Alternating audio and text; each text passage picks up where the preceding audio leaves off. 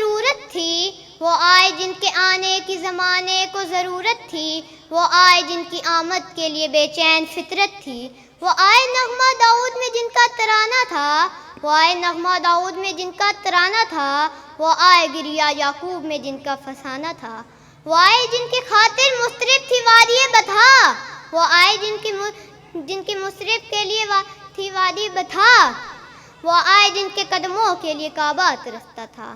جناب والا، یہ مسلمہ حقیقت ہے کہ حضور پاک صلی اللہ علیہ وآلہ وسلم کاروان نبی کے رہبر اعظم ہیں۔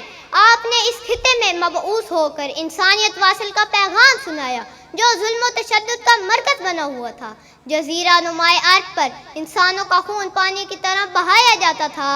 معصوم بچیوں کے پیدا ہوتے ہی ان کو زمین میں دفن کر دیا جاتا تھا۔ نفرت، انتقام اور وحشت و بربریت کی تاریخ آندھیاں چل رہی تھیں۔ کمزوروں، بے کسوں اور مجبوروں کا کوئی پرسان حال نہ تھا۔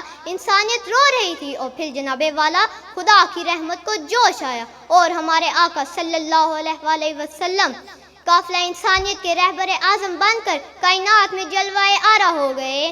آپ صلی اللہ علیہ وآلہ وسلم آئے تو روتے دلوں کو قرار آ گیا۔ مایوس انسانوں نے سمجھا کہ جانے بہار آ گیا۔ بس میں ہستی پکاری، دو عالم کا افتخار آ گیا۔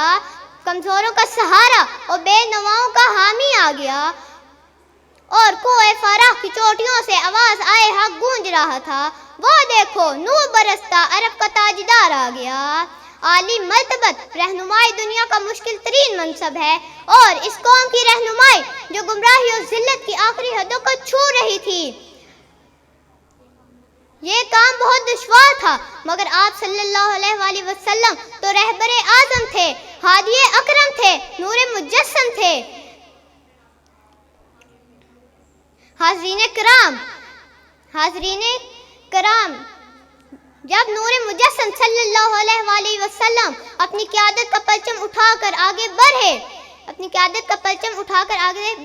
تو عالم انسانیت کے خزاں رسیدہ گلشن میں بہار آ گئی۔ اہل ایمان آپ صلی اللہ علیہ وآلہ وسلم کی ایک جھلک دیکھتے ہی پکار اٹھے کہ محمد صلی اللہ علیہ وآلہ وسلم کی صورت میں غمگسار آ گیا۔ صدیوں سے بگڑے ہوئے معاشرے کو سنبھالنا ایک انتہائی مشکل عمل تھا، مگر آپ صلی اللہ علیہ وآلہ وسلم کوئی عام انسان تو نہیں، آپ صلی اللہ علیہ وآلہ وسلم تو محبوب خدا تھے۔ قوت عشق سے ہر پست کو بالا کر دے، قوت عشق سے ہر پست کو بالا کر دے، دہر میں عشق محمد سے اجالا کر دے۔ شکریہ۔